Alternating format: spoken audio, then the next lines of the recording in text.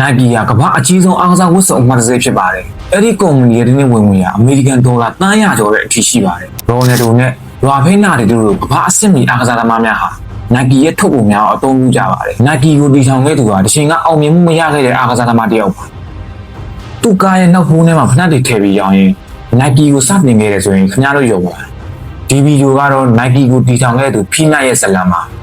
သူ့ကို1938ခုနှစ်ဖေဖော်ဝါရီ24ရက်နေ့မှာအမေရိကန်နိုင်ငံပိုလန်မြို့ငယ်လေးမှာမူဖွားခဲ့ပါတယ်။ငယ်စဉ်ကတည်းကအယမ်းမြန်ပြေးတက်ပြီးသူ့ဘဝရဲ့အိမ်မက်ဟာအောင်မြင်ကျော်ကြားတဲ့အပြေးအားကစားသမားတစ်ယောက်ဖြစ်ဖို့ပါ။ကျောင်းအပြေးပြိုင်ပွဲများမှာသူကအမြဲတမ်းအနိုင်ရလေးရှိပါတယ်။ဝါသနာတစ်ဖက်နဲ့သူ့ရဲ့ပညာရေးကိုကြိုးစားသင်ယူခဲ့ပြီး1962ခုနှစ်မှာ NBA ဘွဲ့ကိုရရှိခဲ့ပါတယ်။ဖီးဟာသူ့ဝါသနာပါတဲ့အပြေးအားကစားမှာစကြိုးစားခြင်းခဲ့ပါတယ်။သူ့ပြည်နယ်ရဲ့အကောင်းဆုံးအပြေးသမားတွေကတယောက်ဖြစ်လာခဲ့ပေမဲ့နိုင်ငံအဆင့်နဲ့နိုင်ငံတကာအဆင့်အပြေးသမားတယောက်တော့မဖြစ်လာခဲ့ပါဘူး။သူကအသက်24နှစ်ရှိပြီဖြစ်ပြီးအခုဆိုရင်အားကစားမှာပိုကောင်းအောင်လုပ်ဖို့အခွင့်အလမ်းမရှိတော့ပါဘူး။ဒါကြောင့်တနေ့မှာဖီးဟာသူ့ရဲ့အားကစားသမားဘဝအဆုံးသတ်ကိုဝမ်းနည်းကြွေခွဲစွာနဲ့လက်ခံလိုက်ပါတယ်။သူကထိတ်တန့်အားကစားသမားတယောက်ဖြစ်ဖို့အိမ်မက်မှာကြာရှုံးခဲ့ပေမဲ့အားကစားနဲ့အမြဲတမ်းဆက်နေစေမယ့်အရာတစ်ခုကိုလှုပ်ရှင်နေသေးပါပဲ။ဒါကြောင့်ဖီးဟာအားကစားသမားတိုင်းမရှိမဖြစ်လိုအပ်တဲ့အရာတွေကိုဖန်တီးမယ်လို့ဆုံးဖြတ်ခဲ့ပြီးဖနက်လုပ်ငန်းကိုဦးတည်ခဲ့ပါတယ်။အဲဒီနောက်သူဟာ NBA ဘွဲ့ရရှိစဉ်အတွင်းရက်တပတ်အတော်ကြာလေ့လာခဲ့ပြီးအပြေးဖနက်လုပ်ငန်းအကြောင်းအသေးစိတ်သုတေသနစာတမ်းဆောင်ရေးသားခဲ့တာကိုသတိရသွားတယ်။သူ့ရဲ့သုတေသနပြုချက်တွေကနေဂျပန်ကင်မရာတွေဟာအရေးသွေးကောင်းမွန်ပြီးဈေးနှုန်းချို့တာကြောင့်အမေရိကန်ရဲ့ကင်မရာဈေးကွက်ကိုနှောက်ယှက်ခဲ့တာကိုသိလာရပါတယ်။သူ့ရဲ့သုတေသနစာတမ်းအရဂျပန်ဖနက်တွေဟာအမေရိကန်ဖနက်ဈေးကွက်ကိုအလားတူအနှောက်ယှက်ပေးနိုင်ပါတယ်။ပြီးတော့အဲဒီအချိန်ကအကြီးဆုံးကုမ္ပဏီတွေဖြစ်တဲ့Editor နဲ့ Puma တို့ကိုကြော်တက်သွားနိုင်ပါတယ်။သူ့ရဲ့ကောလိပ်စီမံကိန်းကိုအခြေခံပြီးစီးပွားရေးတစ်ခုစတင်မှုဆိုတာကြီးမားတဲ့အန္တရာယ်တစ်ခုပါပဲ။ဒါပေမဲ့ဖီးမှာရွေးချယ်စရာမရှိတော့ဘူး။ဂျပန်ကနေတိုက်ကာအမှတ်တရဖနက်တွေကိုတင်သွင်းပြီးအမေရိကန်မှာရောင်းချဖို့ဆုံးဖြတ်လိုက်။တိုက်ကာဖနက်တွေကိုအိုနီဆူကာလို့ခေါ်တဲ့ဂျပန်ကုမ္ပဏီတစ်ခုကထုတ်လုပ်တာပါ။ဒါကြောင့်ဖီးဟာသူစုဆောင်းထားတဲ့ငွေအားလုံးကိုယူပြီးဂျပန်ကိုလေယာဉ်နဲ့ထွက်ခွာသွားခဲ့ပါတယ်။စီးပွားရေးအတွေ့အကြုံမရှိတဲ့အသက်20ကျော်လူငယ်တယောက်ဟာသူ့ဝါသနာပါတဲ့အားကစားနယ်ပယ်မှာမအောင်မြင်ခဲ့ပေမဲ့အရှုံးသမားတယောက်မဖြစ်ရှင်လို့ကိုယ်ပိုင်စီးပွားရေးလုပ်ဖို့ရှိသမျှငွေအားလုံးပိုက်ပြီးဂျပန်ကိုရောက်လာခဲ့ပေမဲ့သူကအရင်စိတ်လှုပ်ရှားနေခဲ့ပါတယ်။ဒီလိုနဲ့အိုနီဆူကာရဲ့အမှုဆောင်အရာရှိများနဲ့တွေ့ဆုံစည်းဝေးခဲ့ပါတယ်။အစည်းအဝေးအစမှာအိုနီဆူကာဘက်ကဖီးကိုသူ့ရဲ့ကုမ္ပဏီနာမည်ကိုမေးမြန်းခဲ့ရဘာမှတော့မသိပေမဲ့ဖီးကသူ့ပြိုင်ပွဲမှာအနိုင်ရလို့ရခဲ့တဲ့အပြိုင်အောင်ဖဲချိုးတွေကိုမြင်အောင်ပြီး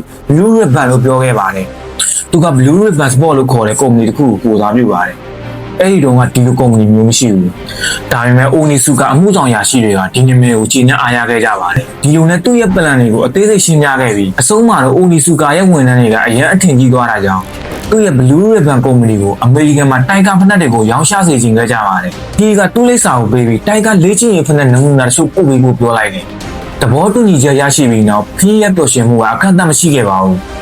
သူကဖနက်နမူနာတွေငွေပေးရှေ့ပြီးအမေရိကန်ကိုပြန်လာပြီးဖနက်နမူနာတွေကိုစောင့်နေခဲ့တယ်။လေးလကြာသွားပြီမဲ့ဖနက်တရံမှာသူ့စီရောက်မလာခဲ့ဘူး။ဒါကြောင့်အိုနီဆူကာကိုဆက်သွယ်တော့မကြမီဖနက်တွေရောက်လိမ့်မယ်လို့ပြောပါတယ်။ဒါပေမဲ့လက်တွေ့မှာဖြစ်မလာခဲ့ပါဘူး။ဖီးကနှော်လင့်ချက်ကိုမစွန့်လွတ်ခဲ့ပေမဲ့ဖနက်တွေရောက်လာတဲ့ဒီရှင်သန်ရက်တီကိုအလုပ်တစ်ခုလိုအပ်ပါတယ်။ဒါကြောင့်ကုမ္ပဏီငယ်လေးတစ်ခုမှစီးရင်ငိုင်ဝင်လုပ်ပါတယ်။အိုနီဆူကာနဲ့တွေ့ဆုံတာတစ်နှစ်နီးပါးရှိပါပြီ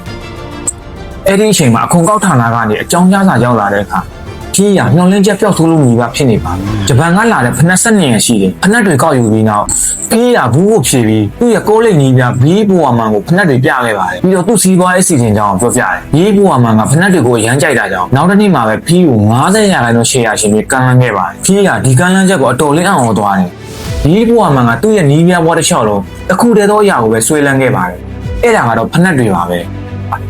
ဲသူကဖနက်တွေကိုနှစ်ပေါင်းများစွာစမ်းသပ်ခဲ့ပြီးဖနက်ဒီဇိုင်းမှာကြောညင်သူတယောက်ဖြစ်လာခဲ့ပါတယ်။သူ့ရဲ့အာရုံစိုက်မှုကဖနက်တွေကိုပေါ်ပါစေဖို့ပါပဲ။သူကကျောင်းသားတွေရဲ့ဖနက်တွေကိုခွင့်မတောင်းပဲမကြာခဏသိမ်းယူလေးရှိပါတယ်။ဖနက်တွေကိုဆွဲဖြဲပြီးနောက်ရက်အတော်ကြာအသေးစားပြုပြင်မူးမှန်မှုများပြုလုပ်ပြီးနောက်ပြန်လေ့လာပါတယ်။သူရဲ့ပြုပြင်မူးမှန်မှုတွေပြီးတဲ့နောက်မှာအာခါသမားတွေရဲ့စွမ်းဆောင်ရည်ကအတော်လေးတိုးတက်လာပါတယ်။ဘီးဘိုဝါမှာထိုးချုံတဲ့နီးပြတယောက်ဖြစ်ပြီးတဘာဝခေါင်းဆောင်တယောက်လည်းဖြစ်ပါတယ်။သူကဖီးနဲ့ကျန်တဲ့အပြေးသမားတွေအတွက်နှစ်ဖျားတစ်ပါးလိုပုံရိပ်ကြီးမားပါတယ်။အခုတော့နတ်ဖျားနဲ့တူတဲ့ပုဂ္ဂိုလ်ကဖီးရဲ့စီးပွားရေးလုပ်ဖို့ကံပဲဖြစ်ရှင်ခဲ့တယ်။ဒါစဉ်းစားစရာမလိုတဲ့ကိစ္စတစ်ခုပဲ။သူတို့လက်ဆွဲနှုတ်ဆက်ကြပြီးအခုတော့နှစ်ယောက်စလုံး90ရာခိုင်နှုန်းစီပိုင်ဆိုင်တဲ့လုပ်ဖို့ကံပဲတွေဖြစ်နေကြပြီ။အဲ့ဒီနေ့မှာပဲဖီးဟာအိုနီဆူကာကိုစတဲ့ဆောင်ရေးသားပြီးအမေရိကန်မှာတိုက်ကာဖနက်များကိုတီးသန့်ဖြန့်ဖြူးရောင်းချခွင့်ကိုတောင်းဆိုခဲ့ပါတယ်။ဒေါ်လာ1000ဘူးဖနက်300ကိုပထမဆုံးမှာယူခဲ့ပါတယ်။ဒီတစ်ခါတော့ဖနက်တွေအချိန်မှရောက်လာခဲ့ပြီး Blue Ribbon ကအမေရိကန်မှာတီးသန့်ဖြန့်ဖြူးခွင့်ရခဲ့ပါတယ်။ဒါကဖီးစောင့်မျှော်နေတဲ့အရာပဲ။ သူကစီးပွားရေးကိုအပြည့်အဝအယုံဆိုင်နိုင်မှုသူ့ရဲ့စီးရင်အလုပ်ကနေရှက်ရှင်းထွက်လိုက်တယ်သူကဖနက်တွေကိုသူ့မိဘအိမ်ရဲ့မြေအောက်ခန်းထဲမှာတင်ထားတယ်အခုတော့ဒါက Blue Ribbon ရဲ့ရုံးခန်းမှာဖနက်ရောင်းမှုအရှင်ရောက်ပြီးဖီကအားကစားပစ္စည်းအယောင်းဆိုင်များကိုတိုင်ဂါဖနက်တွေရောင်းပေးဖို့တောင်းဆိုခဲ့ပါတယ်လူတိုင်းကသူတို့ရဲ့ဆိုင်မှာတိုင်ဂါဖနက်တွေရောင်းမှုညှင်းဆန်ခဲ့ကြပါတယ်ပြီးမှသူ့ကိုယ်ပိုင်ဆိုင်ဖွင့်ဖို့ပတ်စံမရှိဘူးဒါနဲ့သူအကြံတစ်ခုရသွားတယ်သူကကားရဲ့နောက်ဖုံးမှာဖနက်တွေဖြည့်ပြီးအားကစားပြိုင်ပွဲရှိတဲ့နေရာတိုင်းကိုရောက်အောင်သွားတယ်သူကနီးပြတွေအားကစားသမားတွေနဲ့စကားပြောဆိုပြီးသူ့ရဲ့ဖနက်တွေကိုမိတ်ဆက်ရောင်းပါတယ်ဖီးကအရင်ကအယောင်းလို့ကိုကြိုးစားခဲ့ပေမဲ့မအောင်မြင်ခဲ့ဘူးဒီတစ်ခါတော့ဖောက်တယ်တွေရဲ့တုတ်ပြန်မှုကဖီးကိုအားသိစေခဲ့ပါတယ်သူ့ရဲ့ဖနက်တွေကအယောင်းသွက်လုံးနေသူကိုယ်တိုင်အားကစားသမားတယောက်ဖြစ်ခဲ့တာကြောင့်အားကစားသမားတွေရဲ့ပြဿနာတွေကိုကောင်းကောင်းနားလည်ပါတယ်အဲ့ဒါကြောင့်သူကတိုင်ဂါဖနက်တွေကသူတို့အတွက်အကောင်းဆုံးဖြစ်ကြောင်းကိုအလွယ်တကူယုံကြည်အောင်လုပ်နိုင်ခဲ့ပါတယ်သူက2လအတွင်းမှာပဲပထမဆုံးမှာယူခဲ့တဲ့ဖနက်300ကိုရောင်းချနိုင်ခဲ့ပြီးတဲ့နောက်ဖနက်900ထိမှာယူခဲ့ပါတယ်ဒါပေမဲ့သူ့ရဲ့စုစုပေါင်းဝင်ငွေကဒေါ်လာ2000ပဲရှိပြီးမှာယူမှုရဲ့ကုန်ရစရိတ်ကဒေါ်လာ3000ဒါကြောင့်ဖီးကဘဏ်ကနေပထမဆုံးအကြိမ်ပြီးဒေါ်လာ1000ရှင်းငွေတောင်းခံခဲ့ပါတယ် Blue Ribbon ရဲ့အလားအလာရှိတဲ့လုပ်ငန်းကိုကြည့်ရင်ရှင်းငွေကိုအတည်ပြုပေးလိုက်တဲ့အခါနောက်ဆုံးတော့ဖီးကသူနှစ်သက်တဲ့အသက်မွေးဝမ်းကြောင်းလုပ်ငန်းတစ်ခုရရှိခဲ့ပါတယ်သူ့မှာဘေးဘဝမှာလို့ယုံကြည်စိတ်ချရတဲ့မိဖက်တယောက်နဲ့သူ့အလိုလိုရောင်းချနေတဲ့ထုတ်ကုန်တစ်ခုရှိခဲ့ပါတယ်အတူတူပြောရရင်ဖီးကအရန်ပျော်နေတာပါဒါပေမဲ့အဲ့ဒီနောက်တော့ဇလန်ထဲမှာအလှည့်ပြောင်းတစ်ခုပေါ်လာပါတယ်နဗန်နီပြတဲ့က PC ကိုစတဲ့ဆောင်ရေးပို့လာပါတယ်။သူကဂျပန်မှာအိုနီဆူကာနဲ့အစည်းအဝေးကနေပြန်ရောက်လာတာဖြစ်ပြီးအမေရိကမှာမူပိုင်ရောင်းချခွင့်ကိုသူ့ကိုပေးထားတယ်လို့ပြောပါတယ်။အဲ့ဒီလူကဖီးကိုတိုက်ကာရှုလုပ်ငန်းရှက်ရှင်းရပ်တန့်ဖို့တတိပေးခဲ့ပါတယ်။ဖီးလုပ်ငန်းစတင်တာ2လသာကြာပြီးလုပ်ငန်းရပ်တန့်ရမယ့်အခြေအနေနဲ့ရင်ဆိုင်နေရပါတယ်။သူကအိုနီဆူကာရှိရှက်ရှင်းစာရေးပြီးရှင်းလင်းချက်တောင်းခဲ့ပေမဲ့ဘာတုတ်ပြန်မှုမရခဲ့ပါဘူး။ဒါကြောင့်ဖီးကဂျပန်ကိုသွားပြီးအိုနီဆူကာနဲ့ရင်ဆိုင်မှုဆုံးဖြတ်လိုက်တယ်။ဖီးကအိုနီဆူကာနဲ့တွေ့ဆုံပြီးသူမတရားခံရတဲ့အကြောင်းနဲ့အလုံးရဲ့စီမီစီကန်းကိုရှင်းရှင်းလင်းလင်းပြောပါတယ်။နောက်တစ်နေ့မှာဖီးကကုမ္ပဏီပိုင်ရှင်မစ္စတာအိုနီဆူကာနဲ့တိုက်ရိုက်တွေ့ဆုံခဲ့ပြီးသူ့ရဲ့အနာဂတ်အစီအစဉ်များကိုရှင်းပြပါတယ်။ဖီးရဲ့စိတ်အားထက်သန်မှုနဲ့ခိုင်မာပြတ်သားတဲ့ဆုံးဖြတ်ချက်ကိုသတိထားမိသွားတဲ့မစ္စတာအိုနီဆူကာကရှက်ရှင်းမဲ့ယုံကြည်သွားတယ်။ဖီးရဲ့စိတ်အားထက်သန်မှုကိုမြင်ရတဲ့အခါသူ့ရဲ့ငယ်ဘဝကိုပြန်အမှတ်ရစေတယ်လို့ပြောပါတယ်။ပြီးတော့သူကဖီးကိုအမေရိကန်မှာမိုဘိုင်ရောင်းချခွင့်ကိုပါပေးခဲ့ပါတယ်။ဖီးစိတ်သက်သာရာရသွားပေမဲ့ပြဿနာတွေပြီးဆုံးမှုကအဝေးကြီးလိုပါသေးတယ်။ Blue Ribbon လုပ်ငန်းလည်ပတ်တာတစ်နှစ်ပြည့်တဲ့အချိန်မှာရောင်းအားဒေါ်လာ8000ရရှိခဲ့ပါတယ်။ပြီးတာတခြားမျိုးမှာရှင်းထွင်ဖို့ Jack Johnson လို့ခေါ်တဲ့အယောင်သမားတစ်ယောက်ကိုငှားရမ်းခဲ့ပါတယ်။ Jack Johnson ရဲ့ထူးခြားချက်ကဖီးကိုပဲအားကစားသမားတစ်ယောက်ဖြစ်ခဲ့ဘူးတာပါ။သူကသူ့အလုပ်ပေါ်အလွန်စိတ်အားထက်သန်ခဲ့ပါတယ်။ဒါကြောင့်လေလုပ်ငန်းရဲ့ဒုတိယနှစ်မှာရောင်းအားဒေါ်လာ16000ကြီးရရှိခဲ့ပါတယ်။ဆိုလိုတာကနှစ်ဆဖြစ်တော့မယ်ဆိုတာပါပဲ။ဒါပေမဲ့အံ့ဩစရာကောင်းတာကဒါကသူတို့အတွက်ကြီးမားတဲ့ပြဿနာတစ်ခုဖြစ်လာခဲ့တယ်။ဖီးကလုပ်ငန်းကိုအယမ်းမြင့်မြတ်ကြီးထွားခြင်းခဲ့တယ်။အဲ့ဒါကြောင့်မှားယွင်းမှုတစ်ခုကုန်သွားတာနဲ့မှားယွင်းမှုကိုနှစ်ဆဒါမှမဟုတ်3လတိတိုးမြင့်ပါတယ်သူတို့ကအော်ဒါအတွက်အမျက်ငွေအားလုံးကိုရင်းနှီးမြှုပ်နှံရပြီးဘဏ်ကလည်းရှင်းငွေယူရပါတယ်ဒီလိုနဲ့နောက်တစ်နေ့ကျလုပ်ငန်းလက်ပတ်ပြီးနောက် Blue Ribbon ဟာဒေါ်လာ1000ပေါင်းများစွာအကျွေးတင်ခဲ့ပါတယ်ငွေသားစည်းစိမ်မှုအနှုတ်လက္ခဏာဆောင်လာကြောင်းဘဏ်ကနေရှင်းငွေပေးဖို့ညှင်းဆိုခဲ့လို့ရုတ်တရက်လုပ်ငန်းလက်ပတ်မှုပတ်စံမရှိတော့ပါဘူးဖီးက Blue Ribbon ရှင်းတာဖို့အတွက်ငွေကိုမဖြစ်ဖြစ်အောင်စီစဉ်ခဲ့ရပါဒါကြောင့်တခြားကုမ္ပဏီမှာအလုံးဝင်လုံးရပြန်ပါတယ်သူ့ရဲ့လစာအကုန်လုံးကို Blue Ribbon မှာရင်းနှီးမြှုပ်နှံပါတယ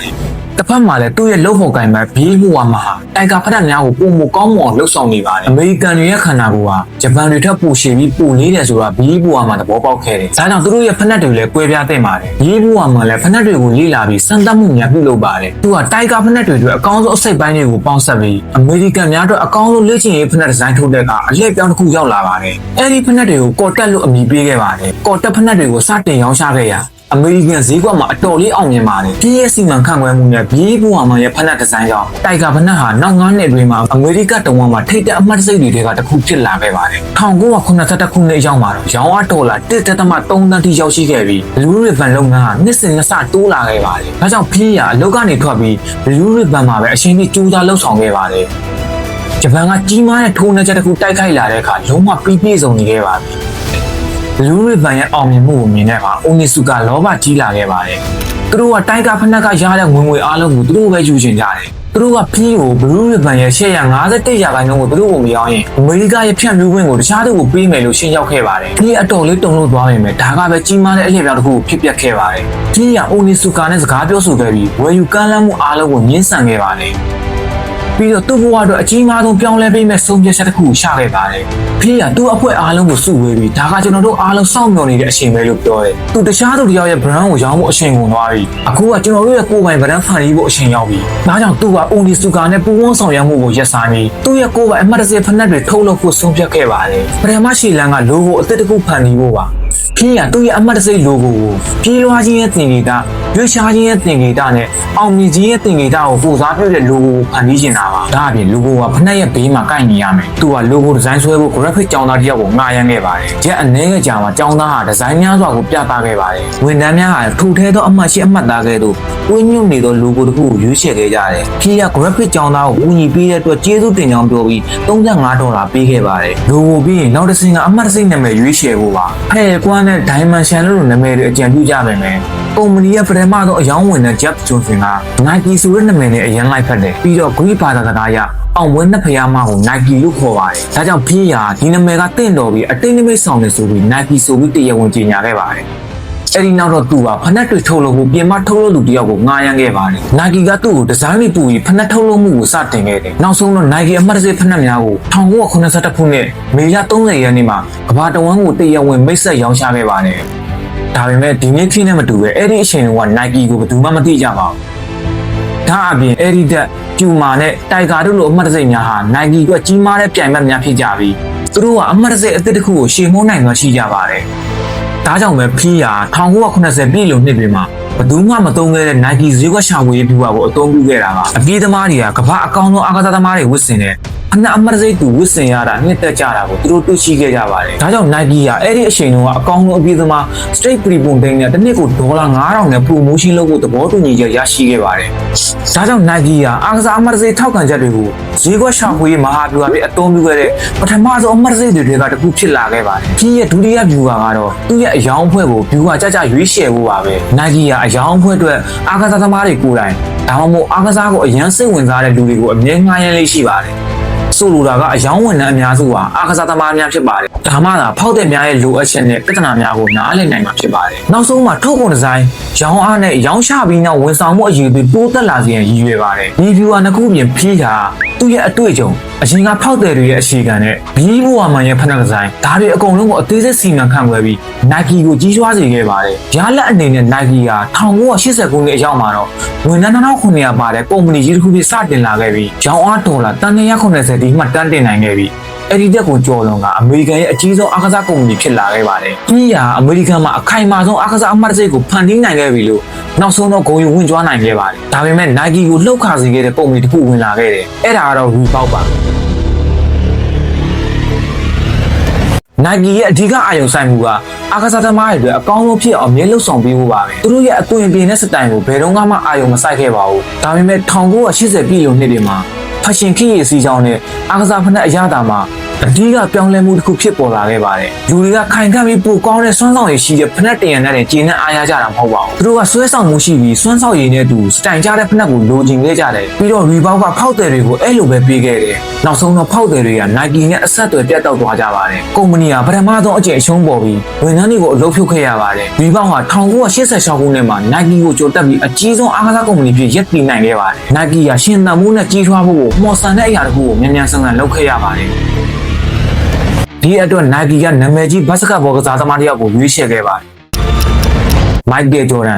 Jordan ဟာအဲ့ဒီအချိန်ကအရင်အောင်မြင်နေတဲ့ကစားသမားတယောက်ပါ။ဒါကြောင့်ဖေးကသူကအနာဂတ်မှာကြီးကျယ်ခမ်းနားပြီးကနဝင်ကစားသမားတယောက်ဖြစ်လာလိမ့်မယ်ဆိုတာတွက်ချက်ခဲ့တယ်။ Nike က Jordan ကို Brand Ambassador ဖြစ်ခန့်အပ်လိုက်ပါတယ်။ Nike က Jordan အမည်ပေးထားတဲ့ Air Jordan လို့ခေါ်တဲ့ဘတ်စကတ်ဘောဖက်နှက်များကိုလည်းမိတ်ဆက်ရောင်းချခဲ့ပါတယ်။ Air Jordan မတိုင်ခင်ကဘတ်စကတ်ဘောဖက်နှက်တွေဟာဒီဇိုင်းကအတော်လေးရိုးပြီးဆွဲဆောင်မှုလည်းမရှိခဲ့ပါဘူး။သူ့ရဲ့ရဲရင်းနဲ့အယောင်နဲ့စတိုင်ကြတဲ့ဒီဇိုင်းတွေကြောင့်ဘတ်စကတ်ဘောခေတ်ရဲ့စီးကြောင်းကိုပြောင်းလဲစေခဲ့ပါတယ်။ Air Jordan ကကမ္ဘာတဝန်းမှာစနစ်ကယဉ်ကျေးမှုကိုယူဆောင်လာခဲ့တဲ့တမိုင်းဝင်ဖက်နှက်တင်ဖြစ်လာခဲ့ပါတယ်။ Michael Jordan ဟာလည်းအဲ့ဒီအချိန်ကသူ့ရဲ့အကောင်းဆုံးပုံစံကိုထိန်းသိမ်းထားနိုင်ခဲ့ပါတယ်။ Jordan ကစားပွဲတွေအတွင်းမှာဖက်နှက်ကိုစီးပြီးမြင့်တင်ပေးခဲ့ပါတယ်။ဒါအပြင် Nike က Jordan နဲ့ဖက်နှက်ကြော်ညာများကိုလည်းထုတ်လုပ်ရိုက်ကူးခဲ့ပါတယ်။